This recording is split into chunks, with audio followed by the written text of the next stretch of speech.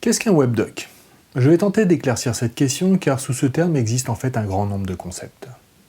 Pour essayer de définir ce qu'est un web documentaire, nous allons nous pencher sur le fond, la forme et la diffusion. Analysons déjà le fond. Quel type de sujet peut être traité dans un webdoc?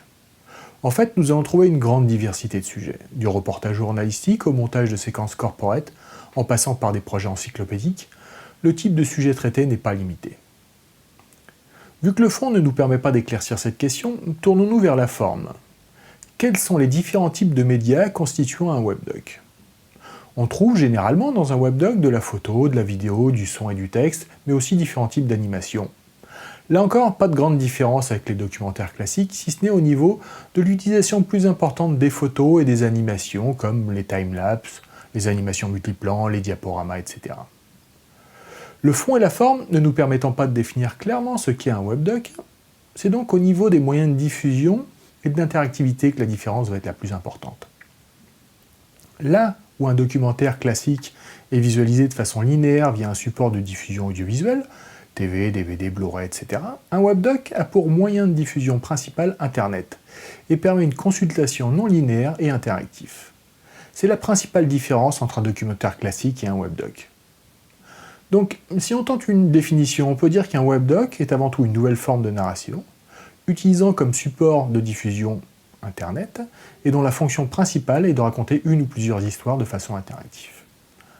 En fait, les webdocs existent depuis de nombreuses années. Ce n'est cependant que depuis 2 ou 3 ans que l'offre technologique est arrivée à maturité, aussi bien au niveau des outils de réalisation que des moyens de diffusion et de visualisation.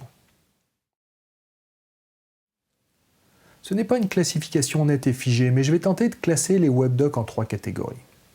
La première, que nous appellerons complément web, permet avec un budget réduit d'enrichir un reportage avec un complément vidéo utilisé sur un site internet existant. Pendant le reportage photo, des prises de vue complémentaires sont réalisées, mais aussi des prises de son d'ambiance avec éventuellement des interviews et des vidéos. En post-production, ces éléments sont montés et des animations réalisées avec ces médias afin de créer un webdoc qui complétera le reportage en apportant des informations complémentaires. Dans la seconde catégorie, que nous appellerons reportage web, le public est dans une démarche de reporter. Il choisit les éléments qu'il veut visualiser. Après une phase éditoriale, on réalise le reportage avec les shoots photos, les tournages vidéo, les prises de son et les interviews. Le tout est ensuite monté avec les textes et les animations afin de réaliser une ou plusieurs vidéos. Ces vidéos sont ensuite intégrées dans des pages web avec éventuellement d'autres médias type photos, textes, cartes, animations interactives, etc. En fait, tous les types d'éléments que l'on trouve sur le web. Les pages sont ensuite interconnectées afin de permettre une navigation non linéaire et interactive, un peu comme dans un site web. La troisième catégorie, que nous appellerons reportage web intégré, reprend les spécificités du reportage web, mais pousse l'intégration web à un niveau beaucoup plus fin. Dans ce type de webdoc, les vidéos modifient en temps réel les pages web, ce qui permet, par exemple, d'afficher des éléments de type photo, carte, texte, URL qui vont être synchronisés avec la lecture de la vidéo, afin d'offrir un complément d'information ponctuel. Comme vous pouvez le constater, les frontières de ces 3 catégories sont floues. Ils peuvent être mixés et fusionnés sans difficulté. Mais peu importe le type de webdoc, le plus important reste de choisir celui qui correspond le plus à vos objectifs. Les aspects techniques doivent uniquement servir la narration, pour ne pas en faire trop et devenir une démonstration de technologie.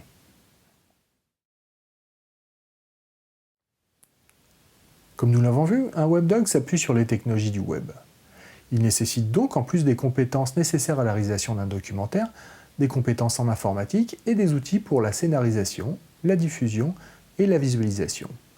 Du choix de la technologie utilisée va dépendre les possibilités de diffusion et de visualisation. Il est donc important de choisir dès le début la technologie qui correspond le plus à nos besoins. Dans le cadre des webdocs, nous avons le choix entre 2 technologies, Flash d'Adobe et le HTML5. Flash a l'avantage de la maturité, c'est une technologie éprouvée depuis de nombreuses années. Ses inconvénients majeurs sont d'être une technologie propriétaire, mais surtout d'être incompatible avec les tablettes et smartphones d'Apple. Vu qu'Apple est pour le moment le leader sur ce segment et que ses outils sont les plus adaptés à la consultation d'un webdoc, ça serait dommage de se passer de ce public. En plus, ce marché est en plein boom et les prévisions pour les prochaines années montrent une évolution importante des parts de marché des tablettes et des smartphones. Un autre inconvénient de Flash, c'est d'être difficilement référençable, ce qui nuit à la visibilité du webdoc. L'autre technologie permettant un haut niveau d'interactivité et d'intégration est le HTML5. même s'il est plus récent, c'est en fait la version 5 du HTML, qui est à la base du web depuis ses débuts. Le HTML5 est un standard ouvert, soutenu par le W3C, qui est l'organisation de standardisation du web.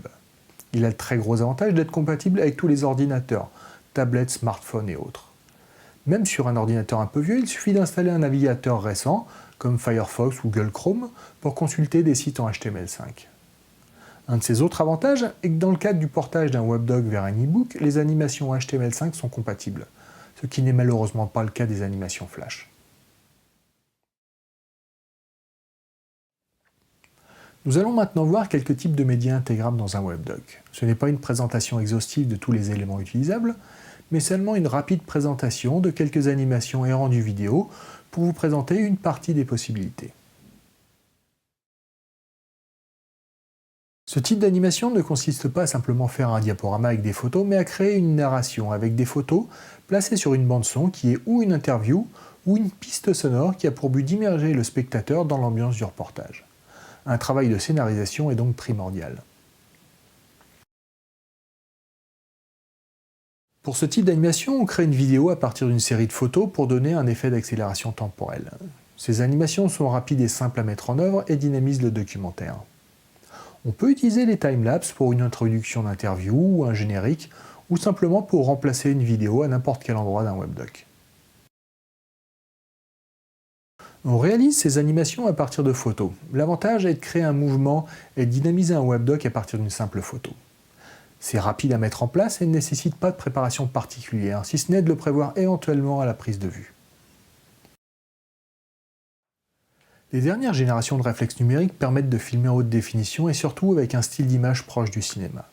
C'est principalement dû à la taille du capteur qui permet une faible profondeur de champ, mais aussi à la possibilité de filmer dans des conditions de faible luminosité tout en gardant une grande qualité d'image. L'inconvénient étant une gestion manuelle du tournage, tant au niveau de la vidéo que de la prise de son. L'accessoirisation de l'appareil photo est donc nécessaire. Cependant, vu la différence aussi bien au niveau qualitatif qu'artistique, il est intéressant dans le cadre des webdocs de travailler avec ce type d'équipement.